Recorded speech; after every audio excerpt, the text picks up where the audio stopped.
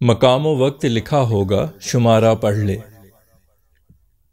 سکوں مل جائے اگر آ کے جنازہ پڑھ لے۔ میری فطرت میں نہیں طلب زباں سے کرنا، میری آنکھوں میں لکھا ہے جو تقاضا پڑھ لے۔ میری روداد ہے تکرار داستان علم، کہانی پڑھ لے مکمل یا خلاصہ پڑھ لے۔ میری آنکھوں سے دل کا حال جاننے کے لیے نہ مکمل نہ نصف، صرف ثلاثہ پڑھ لے۔ لحد پہ نام ہے لکھا تیرے دیوانے کا، اگر یقین نہیں آیا تو دوبارہ پڑھ لے۔ مکتب عشق میں محدود کرو وقت بسر، ہوش وہ شخص ہے کھو دے جو زیادہ پڑھ لے۔ نصاب زیست میں شامل ہے مضامین بہت، کچھ تو بے عقل محبت کے علاوہ پڑھ لے۔ ہے میری زندگی سفر بحر جو لا حاصل، میرے نقشے میں ہے دھرتی نہ کنارہ پڑھ لے۔ وہ جس کتاب سے اقرار محبت تھا پڑھا، کوئی بھی ترک تعلق کا بہانہ پڑھ لے۔ آج تو ظلم ختم ہوگا یا سانسیں اس کی، آج مظلوم کے چہرے سے ارادہ پڑھ لے۔ کبھی ہوا نہ نفع عشق کی تجارت میں، میرے کھاتے میں ہے بس درج خسارہ پڑھ لے۔ ہے اس کتاب میں مرقوم زندگی میری، تمہارے نام کا اوڑے ہے لبادہ پڑھ لے۔ میری کتاب تو پڑھے گا تو شرمائے گا، اس کی ہر سطر میں کس کا ہے حوالہ پڑھ لے۔ لکھی ہے تیرے مقدر میں محبت میری، دکھا رہی ہے جو قدرت وہ اشارہ پڑھ لے۔ آج مغموم ہوں دلگیر ہوں مایوس ہوں میں، دل کو چھو جائے کوئی ایسا ترانہ پڑھ لے۔ بہت خفیف پھر لگیں گے مسائل اپنے، کسی تنہائی کے مارے کا فسانہ پڑھ لے۔ رموز عشق کرے شاعری فیصل کی بیاں، کچھ تیرے مرض میں ہو جائے افاقہ پڑھ لے۔ السلام علیکم، امید ہے آپ سب لوگ خیریت سے ہوں گے۔ امید کرتا ہوں آپ کو غزل پسند آئی ہوگی۔ اب اشعار کا مفہوم در پردہ سوچ اور پس منظر بیان کروں گا۔ غزل کا مطلع جو ہے وہ ایک ایسے شخص سے متعلق ہے جو زندگی میں اپنے محبوب کا انتظار کرتا رہا، اور پھر جب اس کی موت واقع ہو گئی تو وہ اپنے محبوب سے یہ گزارش کر رہا ہے کہ میرا جنازہ پڑھنے آ جا، تو میرے جنازے کا جو مقام اور وقت ہے وہ شمارے میں لکھا ہوگا، اخبار میں لکھا ہوگا، تو تو جو ہے وہ پڑھ کے جنازہ پڑھنے آ جا تو میری روح کو سکون مل جائے گا۔ تو شعر اس طرح ہے کہ مقام و وقت لکھا ہوگا شمارہ پڑھ لے، مقام و وقت لکھا ہوگا شمارہ پڑھ لے، سکون مل جائے اگر آ کے جنازہ پڑھ لے، سکون مل جائے اگر آ کے جنازہ پڑھ لے۔ مقام و وقت لکھا ہوگا شمارہ پڑھ لے، سکون مل جائے اگر آ کے جنازہ پڑھ لے۔ اگلا جو شعر ہے وہ ایک ایسے شخص سے متعلق ہے جو بولتا نہیں زیادہ، اس کو کسی چیز کا کو طلب کرنے کے لیے زبان کا استعمال نہیں کرتا، وہ کبھی منہ سے یا بول کے کچھ نہیں مانگتا۔ تو اپنے محبوب کو یہ کہہ رہا ہے کہ مجھے زبان سے مانگنا پسند نہیں، تو میری آنکھوں سے میرا تقاضا پڑھ لے، میری آنکھوں میں میرا تقاضا جو لکھا ہوا ہے وہ پڑھ لے۔ تو شعر اس طرح ہے کہ میری فطرت میں نہیں طلب زبان سے کرنا، میری فطرت میں نہیں طلب زبان سے کرنا، میری آنکھوں میں لکھا ہے جو تقاضا پڑھ لے، میری آنکھوں میں لکھا ہے جو تقاضا پڑھ لے، میری فطرت میں نہیں طلب زبان سے کرنا، میری آنکھوں میں لکھا ہے جو تقاضا پڑھ لے۔ اگلا شعر جو ہے وہ ایک انسان جس کی ساری زندگی درد و الم میں گزری ہو اس کے متعلق ہے کہ وہ اس کی جو کسی چیز کی جب ریپیٹیشن ہوتی ہے تو اس کو تکرار کہتے ہیں، جس ہم مکرر کہتے ہیں ایک شعر کو دوبارہ پڑھنے میں، تو تکرار جو ہے نا وہ ریپیٹیشن کو کہتے ہیں۔ تو یہاں پہ میں نے تکرار داستان علم کی اصطلاح یوز کی، یعنی ایک ظلم کی داستان ہے، اس کا ریپیٹیشن، اس کی تکرار ہے۔ تو میرا قصہ جو ہے وہ اس طرح ہے، تو تجھے ضروری نہیں ہے کہ تو پوری کہانی پڑھے، تو خلاصہ بھی پڑھ لے تو وہی، کیونکہ ایک ہی چیز کی ریپیٹیشن ہے، ایک ہی چیز کی تکرار ہے، تو خلاصہ پڑھ کے بھی تجھے سب سمجھ آ جائے گا۔ تو شعر اس طرح ہے کہ میری روداد ہے تکرار داستان علم، میری روداد ہے تکرار داستان علم، کہانی پڑھ لے مکمل یا خلاصہ پڑھ لے، کہانی پڑھ لے مکمل یا خلاصہ پڑھ لے، میری روداد ہے تکرار داستان علم، کہانی پڑھ لے مکمل یا خلاصہ پڑھ لے۔ اگلا شعر جو ہے وہ اسی طرح کا شعر ہے، جس میں وہ محبوب سے یہ گزارش کی جا رہی ہے کہ میری آنکھوں سے میرا دل کا حال جاننا چاہتے ہو تو ضروری نہیں ہے کہ پورا مکمل حال پڑھو یا نصف پڑھو۔ ایک ورڈ ہوتا ہے ثلاثہ جو ہے وہ 1/3 ایک تہائی کو کہتے ہیں اردو میں۔ تو یہاں پہ میں نے یہ لکھا ہے کہ مکمل یا نصف پڑھنے کی ضرورت نہیں ہے، ایک ثلاثہ بھی تم اس کا پڑھ لو گے کہانی کا تو تمہیں سمجھ آ جائے گی۔ تو یہی شعر اس طرح ہے کہ میری آنکھوں سے دل کا حال جاننے کے لیے، میری آنکھوں سے دل کا حال جاننے کے لیے، نہ مکمل نہ نصف صرف ثلاثہ پڑھ لے، نہ مکمل نہ نصف صرف ثلاثہ پڑھ لے، میری آنکھوں سے دل کا حال جاننے کے لیے، نہ مکمل نہ نصف صرف ثلاثہ پڑھ لے۔ اگلا شعر جو ہے وہ بعض اوقات کسی انسان وہ کہتے ہیں ٹیکن فار گرانٹیڈ، ایک انگلش کی فریز ہے ٹیکن فار گرانٹیڈ، یعنی کسی انسان کو آپ ایسے سمجھتے ہیں کہ یہ تو ہے ہی، یہ تو کہیں جانے والا نہیں۔ تو اس طرح کا انسان اگر اس کی موت واقع ہو جائے تو اس میں جو ہے پھر انسان کو پھر اس کی جو ہے وہ کمی کا احساس ہوتا ہے، وہ کہ شخص کہیں چلا جائے تو اس کی کمی کا احساس ہوتا ہے۔ تو اس لیے اسی کے متعلق شعر لکھا ہے کہ لحد پہ نام لکھا ہے تیرے دیوانے کا، لحد پہ نام ہے لکھا تیرے دیوانے کا، اگر یقین نہیں آیا تو دوبارہ پڑھ لے، اگر یقین نہیں آیا تو دوبارہ پڑھ لے، لحد پہ نام ہے لکھا تیرے دیوانے کا، اگر یقین نہیں آیا تو دوبارہ پڑھ لے۔ اگلا شعر جو ہے وہ ایک اکثر زیادہ کوئی بندہ پڑھ لے تو کہتے ہیں کہ اس کا جو ہے نا دماغ خراب ہو گیا، وہ پاگل ہو گیا۔ تو میں نے یہاں پہ مکتب عشق کے لیے یہ چیز اس چیز کا استعمال کیا ہے کہ کہتے ہیں کسی بھی چیز کی کثرت جو ہے وہ نقصان دہ ہوتی ہے، تو اسی طرح محبت یا عشق کی کثرت جو ہے وہ بھی انسان کو پاگل کر دیتی ہے، نقصان دہ ہوتی ہے انسان کے لیے۔ تو یہاں پہ میں نے وہی اسی کا ذکر کیا شعر میں کہ مکتب عشق میں محدود کرو وقت بسر، مکتب عشق میں محدود کرو وقت بسر،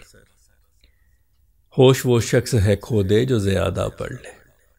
ہوش وہ شخص ہے کھو دے جو زیادہ پڑھ لے،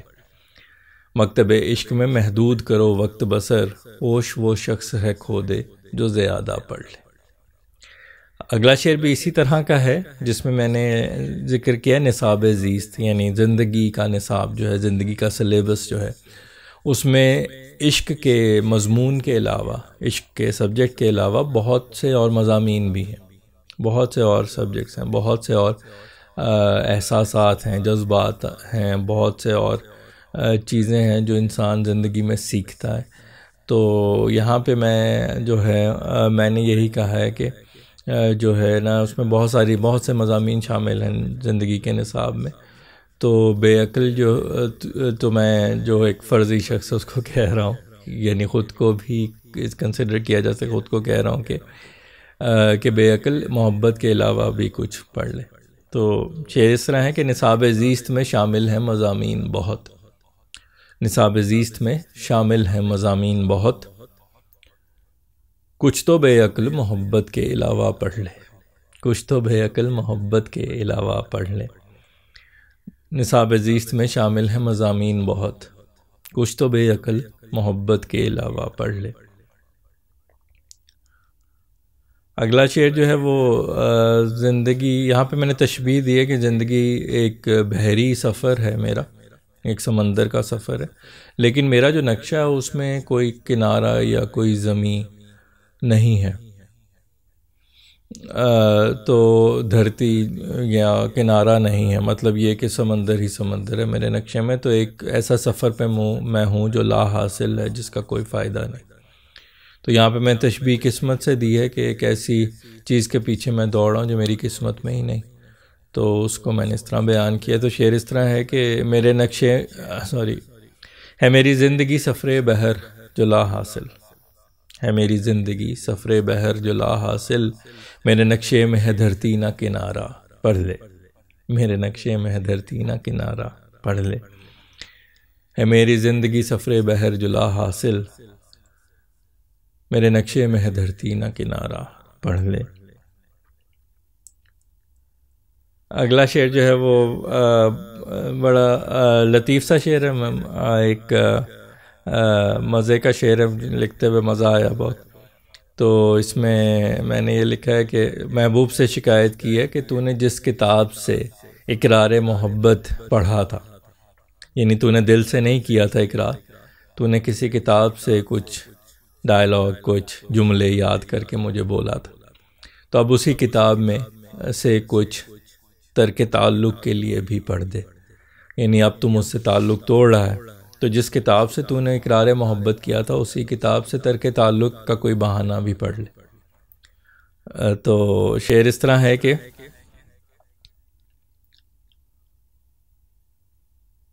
وہ جس کتاب سے اقرار محبت تھا پڑھا، وہ جس کتاب سے اقرار محبت تھا پڑھا، کوئی بھی ترک تعلق کا بہانہ پڑھ لے، کوئی بھی ترک تعلق کا بہانہ پڑھ لے۔ وہ جس کتاب سے اقرار محبت تھا پڑھا، کوئی بھی ترک تعلق کا بہانہ پڑھ لے۔ اگلا شعر جو ہے وہ ظلم کے متعلق ہے۔ ظلم جب ایک حد سے گزر جاتا ہے تو مظلوم جو ہے وہ پھر ارادہ کرتا ہے کہ یا تو یہ ظلم ختم ہوگا یا میں ختم ہو جاؤں گا۔ وہ اس ظلم سے تنگ آ کے ظالم کا سامنا کرنے کو تیار ہو جاتا ہے، کہتا ہے کہ آج میں نہیں یا یہ ظلم نہیں۔ تو اس شعر کو میں نے اس چیز کو میں نے اس شعر میں اس طرح قلم بند کیا ہے کہ آج تو ظلم ختم ہوگا یا سانسیں اس کی، آج تو ظلم ختم ہوگا یا سانسیں اس کی، آج مظلوم کے چہرے سے ارادہ پڑھ لے، آج مظلوم کے چہرے سے ارادہ پڑھ لے، آج تو ظلم ختم ہوگا یا سانسیں اس کی، آج مظلوم کے چہرے سے ارادہ پڑھ لے۔ اگلا شعر جو ہے وہ عشق کے متعلق ہے کہ عشق ایک ایسی تجارت ہے جس میں ہمیشہ نقصان ہوتا ہے۔ تو میرا جو کھاتا ہے، کیونکہ میں نے عشق کے علاوہ زندگی میں کچھ کیا نہیں، تو میرے کھاتے میں صرف خسارہ ہی درج ہے، کوئی فائدہ، کوئی